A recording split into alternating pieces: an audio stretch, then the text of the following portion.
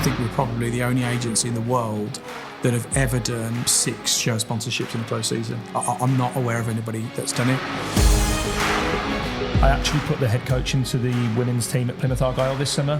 Again, that was just like a real passion project for me and something that to look back on, I thought that was a really interesting one. And Marie, who's gone in there, has had an amazing start. We need to get a deal for Barry. We have to get a deal for Barry. And anyway, he put me in touch with all the various different entities of Matchroom, PDC being one of them. Well, welcome to the Deal Room with Sporting Group International and Sporting Jobs. My name's Ed. I'm going to be asking the questions as we discover the business behind sport. But the actual opinion and expert knowledge is going to come from these guys from Sporting Jobs and Sporting Group International. So Adrian, Harry and Ian. We should probably do some formal introductions before we officially get into the podcast. So Adrian, go on, smash your title out. Group CEO, responsible for pretty much everything else that no one else wants to do. I'm only joking. No, yes, Group CEO, responsible for the general operations of all the businesses, finance, HR, sales, marketing, you name it, I'll do it. Literally everything. So, Milk monitor. Well, yeah, I was going to say, what does that leave you, Harry? I mean, I eat a lot of biscuits as well. He puts up good wallpaper as well, to be fair. Yeah. Thank you. Oh, this is where this comes from. No I expense see. spared. Okay. So Harry. Yeah, so I'm Harry. I'm the recruitment director at Sporting Jobs and I run the recruitment business from a day-to-day standpoint. We specialise in kind of board appointments, senior management roles, and then technical and performance roles across a range of sports. And yeah, we're turning 10 in February. Yeah, of course, big milestone coming up as well. So Ian, what does that leave you to do, really? I mean, it feels like they've got it sewn up, haven't they? Oh, they've got it all covered, obviously. So my name's Ian Dutton. I'm the UK Managing Director of Sporting Group International. We basically specialise in sponsorship acquisition, so we support rights holders, clubs from various different sports globally, because we've got offices across various territories in Europe and Asia. To help them with their sales outreach and partnership acquisition. So liaising with brands on a daily basis, and trying to find the why, why they match up and the right partner for a particular rights holder or a particular club and obviously execution from that perspective.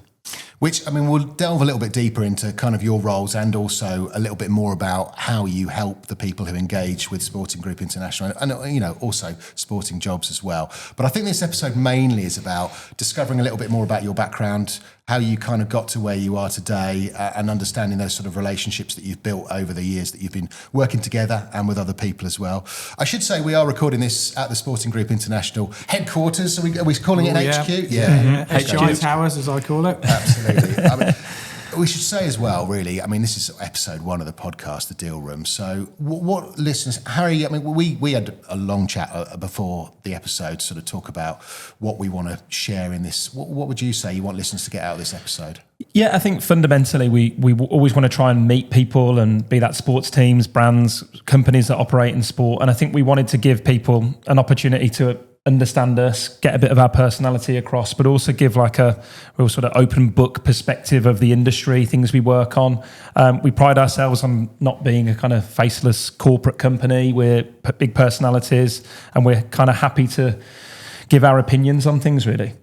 Ian, would you kind of echo that? Is that what you want from this? I think Harry absolutely smashed it there, to be perfectly honest. I think it is showing the personal side of what we offer. And also, we've all been around the sport for a long time in various different ways. And, whilst we do have a lot of experience, we don't know everything. And I think this is important as well that, we get some really good debate out of some of these topics that we're doing.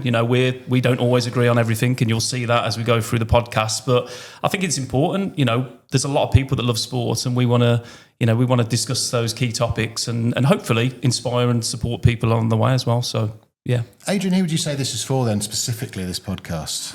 Well, look, people who are aspiring to get into the industry, people that are in it, people that want to hear what we've got to say. I'm going to my 20th year next year in sport, so got quite a lot in the closet to tell people. I'm not too precious about what I tell them. I'd rather just be honest, frank. Give them some real kind of insights into how we operate, what we do day to day, what the highs and the lows. Things that make us tick. It'll be great. We'll literally, hopefully, people continue to watch, and we can add some value. I think that's an interesting point to kind of run with, really, about 20 years in the industry. And obviously you're a founder of Sporting Group International as well. Tell us a little bit about that journey. Where did it all start for you? When did you first get into the world of sport? Yeah, well, I started 2005. I was in the energy market before sport, so completely going from one extreme to the other. I was pretty bored of electricity. You can't touch it, you can't see it. It's pretty boring. But I learned a lot of my kind of like sales and marketing, traits through that industry. It was very cutthroat. I was responsible for field sales guys who were literally knocking doors, and ultimately, I just kind of woke up one day. I put myself into a position where I left the energy market. I worked at Centrica for about 8 years, and I moved into a new business that I set up. That failed. That was a big lesson learned. A lot of money I put in, my own personal money. I was like, we'll ever do that again. But you live and learn. And then I moved away from that and thought, you know what? If I'm going to do something, I'm going to work for someone. I'm going to do something I want to do and something I'm going to like. So sport came up. I was hoping that the advertisement that I applied for was Aston Villa, but unfortunately it was the arch rivals down the road, who was sort of the test of my family was a little bit, you're going to work for who? Anyway, so that was the history made, but had 5 excellent years there. It's where I met Ian. Some of the stories that came out from that's where obviously I met you in. Yeah, of course, yeah. Birmingham. What was your initial role when you first went into business? I was sales manager. I remember sat in at a desk, literally throwing a list of paper with a load of people that needed to renew their boxes, their seasonal hospitality boxes. Right, crack on. And I got a team of people in front of me that didn't know me from Adam. They weren't particularly that well engaged in the early days. It was a real tough ask actually getting into that quite a cliquey environment, and people like looking at you saying, okay, well, let's see what you've got in the locker. And I think I remember in my first 3 days, I got a box holder to renew. It was a company called Westbourne Construction, I think it was. But literally made up. I was like, yeah, I can do this. Yeah. And they were all looking at me thinking, yeah, he can do this. So what was your position when you ended up leaving Blues? I left Birmingham as their head of commercial. So literally responsible for all their commercial department, reporting directly into Karen Brady. Which was a great experience. And she did ask me to go down to West Ham with her, but it was just at the time when I moved over to West Brom, which was my second role in sport. I was just tied to the region, really, and I didn't fancy London. And I'd got my wife and I had got a newborn baby that we're like, God, really don't want to kind of up sticks. So made the decision to stay at West Brom, and I think I made the right decision. And what role did you go in at West Brom, and what? Sales and marketing director there. Literally took responsibility for all of the sales functions, marketing functions. I didn't have retail. I didn't have ticketing, which I didn't mind really. They weren't that particularly mind-blowing when it comes to revenue. But I think I took the commercial team from when I walked in 3 million. I think I walked out 15 million. So wow, it was pretty big growth. And of course, you mentioned that's where you met Ian as well at Blues initially, which is where I know you both from. And I was trying to work this out on the way here. But that's 17 years ago or something ridiculous. It would have been, yeah. It would have been. He's got a story to tell about me, and I hope he doesn't recite it. But Ian's very much the Peter Pan of football. He still looks the same as when I met him 17 years ago.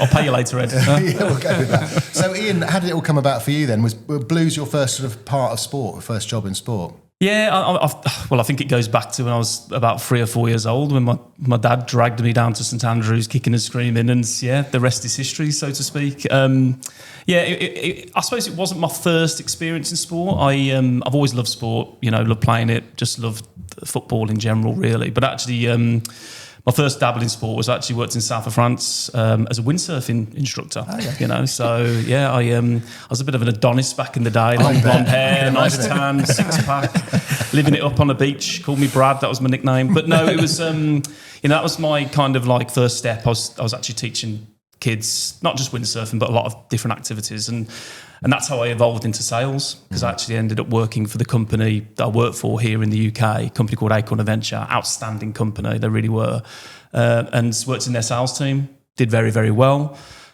Saw a role come up at my beloved Blues for, I think it was a hospitality sales executive at the time. Yeah.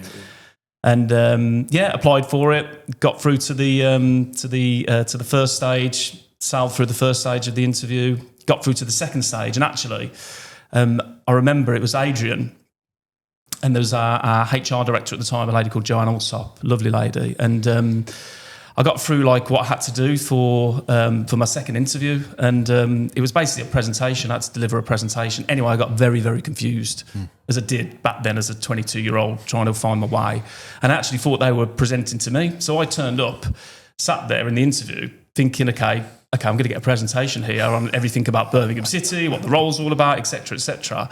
And they're like looking at me thinking, okay, are you ready to present your presentation? Oh, wow. Anyway, as I do, and as I've done a lot in my working career, got up, ad-libbed.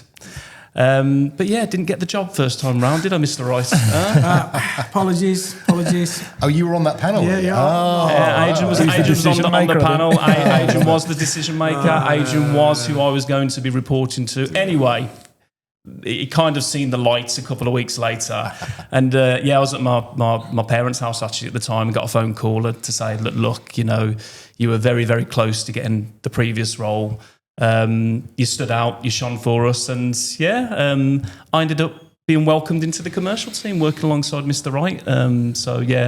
We never looked back. And then rose through the ranks to, well, what were you by the time you left Blues? Yeah, so I left Blues as managing director. So from 2022 through to 2024, April, as managing director of the football club.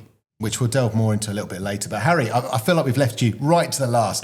Your journey's a little bit different, I guess, really, because, I mean, you're representing Sporting Jobs here today, but, you know, recruitment, not your first rodeo doing this job. You've got quite a history in it, haven't you? Yeah, so I managed to just kind of get onto a graduate scheme without being a graduate within Pertemps Network Group under a fabulous team there led by Matt Ellis.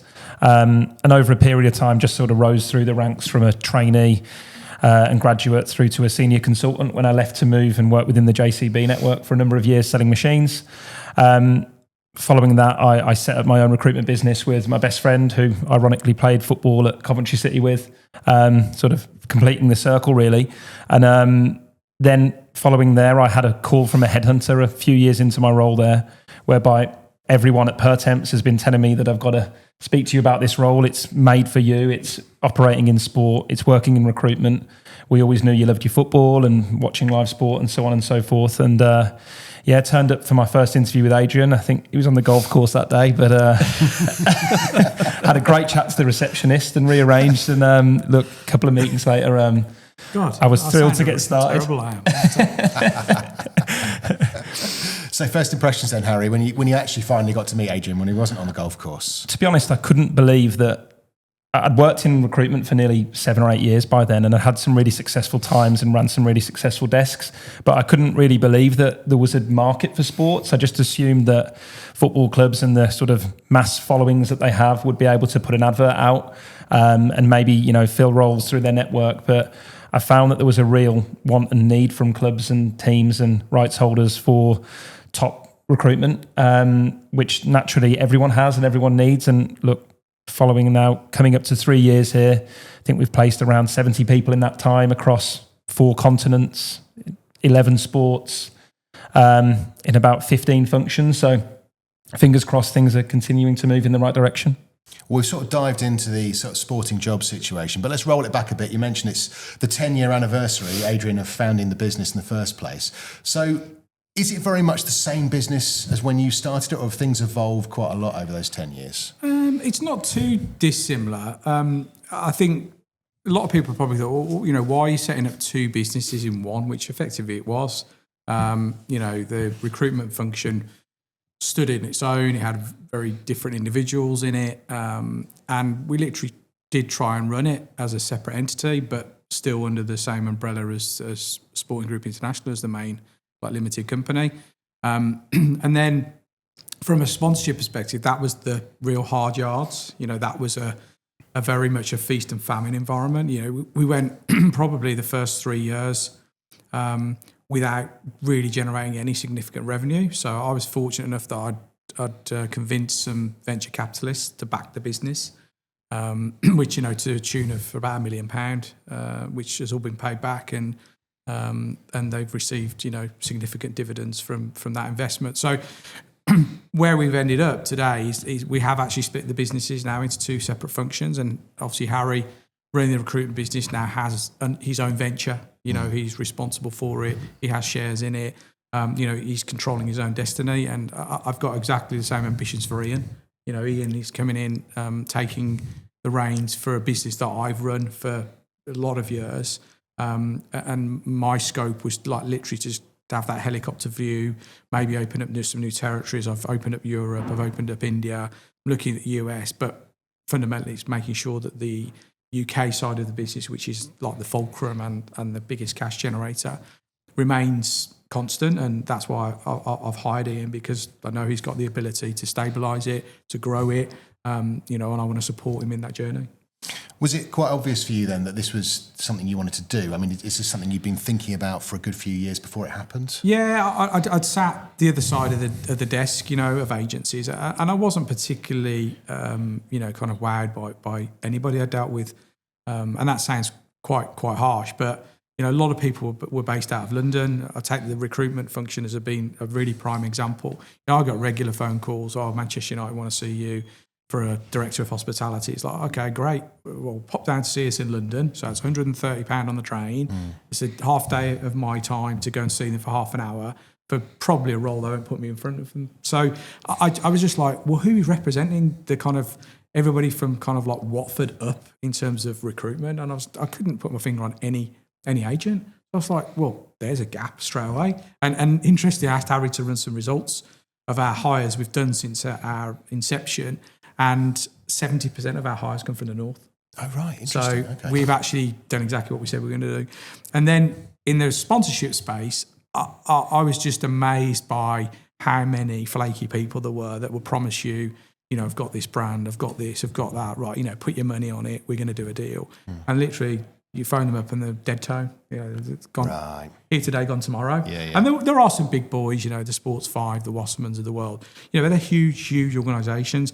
There's a middle market. We're occupying that middle market now, and that's great for us. Yeah, interesting. Okay, it's interesting you've seen it from both sides, I guess, really, because you've got obviously a lot of experience of negotiating these deals on behalf of football clubs, and now you sit across from them, kind of doing it. Yeah, kind of know what they would expect from us as well. I think that's another really important part of when we set the companies up. Is if I was sat in that seat, what would I be expecting? Want someone to be ethical. Want someone to literally deliver, someone that's going to call me back, someone that's going to tell me if the deal's not going to happen, the reasons why, just all the basics really, which really surprised. There were a lot of people out there that just didn't have that acumen. But, we're here. Ian, coming to you then, I mean, obviously, I suppose you're the new boy really here, aren't you? How long have you been at SGI? I'm relatively new, but it's actually 18 months now. Is it now? 18 months in October, I think. So there you go. And based on that relationship that, knowing Adrian for so long, having worked together at Blues, do you think it was always in the back of your mind you're probably going to work together? We were always going to get the band back together, always. I mean, to be honest, I mean, it's probably been the best part of, before working at SGI, best part of 13, 14 years that I actually worked with Adrian. But we've always just kept in contact. We always had a fantastic working relationship, when we were at Birmingham. And ever since Adrian moved to West Brom, he's always been a bit of a mentor to me, if I'm perfectly honest. We've always kept in contact. We've always shared best practice. And that relationship has just grew, from a business relationship into a friendship. And I think obviously when I got that phone call, after 8 years, very successful years of SGI, and he wanted to grow and telling me the plans, the ambitions, the territories that wanted to open, it was just an absolute no-brainer. My passion, my love is creating real, meaningful, authentic storytelling partnerships. And it was a challenge at Birmingham. We were going through a lot of adversity, so it was a hard sell. But if you can sell it in a real compelling reason why, and give that reason why, and we delivered, and we were still very, very successful, still delivering on and exceeding KPIs and targets. And the fact that I can now do that, working for SGI, for multiple sports organisations across the world, working with so many different brands and various different levels is fantastic. How do you think then, and I don't know who wants to take this one, how do you think your experiences, quite varied, and work together on some level in different industries, how do you think your experiences complement each other in terms of creating sporting jobs and SGI as well?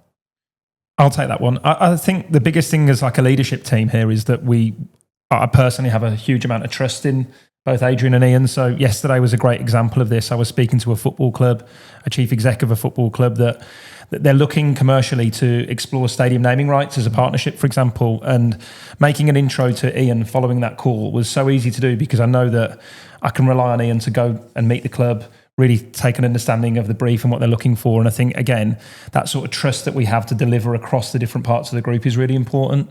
So I'd probably highlight that.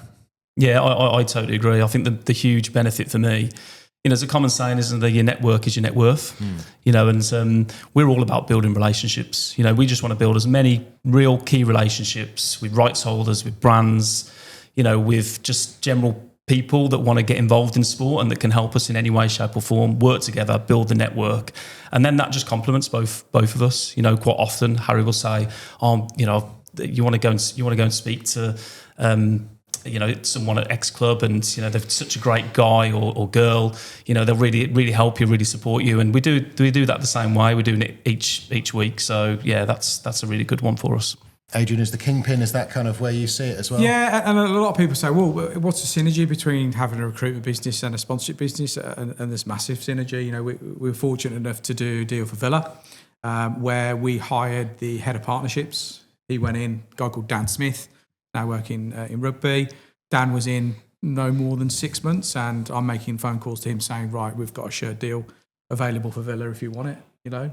Should we let's get going? And we managed to crack the deal, which is like a utopia 360 for me, because we put him in, he trusted us, he understood what we've stood for, and then all of a sudden he's getting a call from him from another division saying, we've got something that's actually going to make you look very good. You're going to learn a lot from it, and you're going to be putting a new sponsor on the front of Aston Villa's football shirt. Yeah, I mean, that's a really good example of how it works so well, isn't it? And talking of shirt sponsorship, we're going to talk more about that in episode 2, which I'm looking forward to getting into. And talking of those experiences that you've kind of done for you, Adrian, in the last 10 years, are there any particular deals that really stand out as milestones? And I know some of these things you can't necessarily talk about too much, but are there any details that you could share about deals that you go, that was a really key point for us?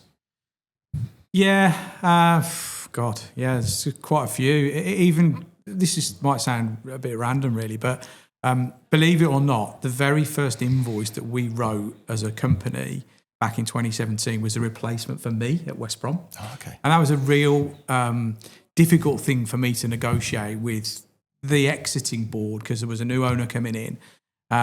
And the final decision wasn't with my former colleagues, it was with the new guard, as in they made the decision to come with us. So anyway, cut a long story short, Simon King, who ended up being the new sales and marketing at West Brom, came via me. Okay, so someone might say, well, he's part of your network, you've known him for years, why should you be getting paid for doing that? But it wasn't about that. It was the fact that it was kind of like the proof of concept, is that you can move your close network into a fee-generating opportunity. And fundamentally, that's obviously Simon's now, chief commercial officer at Stoke. So, he's moved on, and he'll be a chief exec one day. But I think milestone acquisitions for us, the Cazoo deal, that literally, I think we're probably the only agency in the world that have ever done, 6 show sponsorships in a closed season. I'm not aware of anybody that's done it. Happily be called out on the podcast, in the comments, wherever we post it. If someone can name another brand that's done 6 shirt deals in a season, closed season, I'd love to know who they are. Kazoo was a huge landmark for us, and that has come once again as a result of a very good relationship I had with the new owner of it.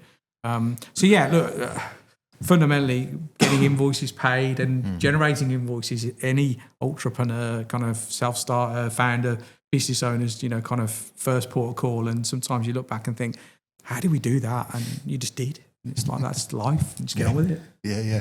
Harry, for you, I mean, quite often it's the first deal you do when you come into a new job. Was that how it was for you? I think I always look back fondly of like big appointments, so chief exec type, C-suite appointments. But I think one that I would just like to mention is, as a business, we always try and look at the next thing that's happening in the industry. And, 2.5 years ago now, I was really looking at women's sports and where that was going to go. And look, we've seen the the fruits of that over the last period. But I actually put the head coach into the women's team at Plymouth Argyle this summer. And again, that was just like a real passion project for me, and something that to look back on following those 2 years going, let's build a network there, let's understand where it's going. I thought that was a really interesting one and quite different from our day-to-day, which is typically, C-suite business appointments. But it worked the same. We spoke to 20, 30 women's female managers, declared a fantastic shortlist. And then, as I say, Marie, who's gone in there, has had an amazing start. I know that she's had a couple of really big wins so far, and I'm, got a shirt in the office, and they're my sort of team now in the women's game. You must be like a proud parent, I suppose, when you play. Yeah, no, too right. There's definitely like a feeling of that as well, and obviously my love for football away from sort of work as well. Just kind of like a managerial appointment's always quite exciting. Yeah, definitely. Ian, for you, as I say, kind of 18 months now, feet under the table. Is there a sort of key moment for you since you've joined SGI? Yeah, there's a number of key moments. I think for me, from a deal perspective, we're a bit of a long-term play when it comes to sponsorship, and you'll know that it takes time, it takes patience. There's a process that you have to follow, and a lot of that starts with your network and your relationships. And I suppose a key moment of mine, a good friend of mine is well-known sports TV presenter Gary Newbon. I've known for many, many years, time at Blues. And anyway, he happened to put me in touch with Barry Hearn, obviously chairman of Matchroom Sports. And anyway, he was looking for some sponsorship for various different opportunities. And me and Adrian actually went down to see him. Can't remember the hotel, but somewhere in London. Waldorf, that was it. We bought the coffee as well, by the way. Yeah, we did. And what a lovely, lovely man. Lovely man. But you know what? Straight to the point, very, very direct, knew exactly what he wanted. And, we knew from that day, do you know what? We need to get a deal for Barry. We have to get a deal for Barry. And anyway, he put me in touch with all the various different entities of Matchroom, PDC being one of them. Adam Perfect, what a fantastic operator, commercial director for the PDC. Got under the bonnet of what they're looking for, the various different packages. And anyway, spread that news far and wide like we do with the rest of the SGI team, in the various different territories. And anyway, to cut a long story short, we managed to do a deal with a huge brand called Hire, their HVAC division, as one of the main sponsors of the PDC World Cup of Darts. And yeah, I think that just shows you that was probably a good 9-10 month cycle, from start to finish, from having that first meeting with Barry right through to getting that deal. And they've just, I think there's some other big news on the way from that perspective as well, which I can't announce now. But yeah, I think that for me was a real moment of, real pride, because not only was it me, it was actually our wider team, which is hugely beneficial to us as an organisation. Well, hopefully we'll get that future news sometime in a future episode. Absolutely. when the time is right to reveal that. So episode 2 we'll look forward to in terms of talking about front of shirt sponsorship and the challenges that a lot of Premier League clubs are going to be facing. But talking of the Premier League, this episode's going out end of September. I thought we could just finish on, and this is one of those questions that could age badly. So some of you might look bad in a few months' time, but who is going to win the Premier League? Because it's early days. It feels like it could go either way. Who wants to put their head above the parapet and start this one? Who's going to win it? I can start it. Go on, yeah. You all right with that, Harry? Yeah, I'd love you to. I'm going to, perhaps a little bit controversial, I'm going to say Arsenal. Oh, okay. I just think that, they were there or thereabouts last season. I think Liverpool were fantastic, and I think it will be a 2-horse race personally between Liverpool and Arsenal. But I just think they've strengthened in the areas that they needed to strengthen this year. They're bringing in, the likes of Gyökeres. You can see he's already starting to score goals, and he'll only improve as he goes through. Complemented with Zubimendi. I just think they're defensively strong now. They've got an outstanding midfield. I think they'll do well in the Premier League, and I also think they'll be there or thereabouts in the Champions League as well. I think they gave PSG a real good run for their money last year, and I think they just lack that cutting edge, which I think they might have now. So, yeah, for me, it's Arsenal. Okay, and Ian can speak completely impartially. As a Blues fan, he's never had to worry about who's going to win the Premier League for his team. So we should put our cards on the table, actually. Harry, who's your team then? I'm a Villa fan. Yeah, Villa fan. I won't be picking them for the Premier League. I'd probably pick Liverpool. I love everything about Liverpool Football Club at the moment. We spoke with somebody in EDI in Premiership Club earlier this week, and just mentioned that Liverpool are doing everything. They're 5 years ahead in that sort of space. I think it's the Red Way that they have as the Red Way, sort of CSR type sort of project there. But even little things. I spoke to a technical director of another Premier League club yesterday, and they mentioned about how Liverpool at the training ground now, they've got a coffee shop that everyone has to walk past every morning, and all of a sudden all the players are stopping with the staff and there's talking, and when they're winning games in last minutes, I think there's that community team spirit at the club that, for me, that'll take them to win the title this year. Okay, we've got Arsenal, we've got Liverpool. Another Villa fan then. What are you going to go for, Adrian? Another Villa fan. I think Liverpool. I think the momentum and the, there's quite a high probability of a back-to-back. You look at people that win titles and they've felt it. They know what it feels like. They know what they've got to do it again. And obviously they've strengthened. And I think Arsenal are going to be a surprise package this year. I wouldn't be surprised if they maybe do go Champions League. And that might sound ridiculous, but I think Arteta's got to pick one horse. It's either let's go for the Champions League or go for the title. They've got a lot of strength in depth, though. Yeah, they've built a real good squad, which I think can challenge in both. That's for sure. I do agree. But as I say, I think the only thing that is holding Arsenal back is, they've never won a European cup of any description. So that's like a little monkey on the back that they've got to get rid of. And also they've not won the Premier League in a long time. So Arteta's got to pull it out of the bag. But we'll see. Do you think pressure's on him this year then? He's really got to deliver. I think Arsenal fans have been through a bit of a high and a low with him. Sometimes listen to what Piers Morgan, not always what he says I agree with, but around Arsenal, it's kind of like, I think he's been up, he's been down. I think all of a sudden this is probably the chance for him to show some consistency, and actually when it is required, like that last minute, needs to score in the last couple of minutes to win a game. They got it in the locker. But he's been using this term, which I really like. Actually, he doesn't call them substitutes now. He calls them finishers, which I actually really like, because actually, do you know what? Substitutes are there to make that real impact, and you see so many now coming off the bench and scoring last minute goals. It's that's champions for you. We will see how those predictions age. Get your money on Man City, Ed. No one's mentioned Man City. No one's mentioned Tottenham. Could they finally do it this year? I mean, not a shaking of the heads. I think they'll do better. I think they'll do a hell of a lot better than did last year. But not quite Premier League contenders just yet. Interesting season. Okay, that's a good point to leave episode 1 then of the Deal Room with Sporting Group International and Sporting Jobs. If you've got any questions for future episodes that you want to put to the guys, or you just want to connect with them, LinkedIn is absolutely the best place. So search for Sporting Group International and Sporting Jobs, and we'll catch you next time.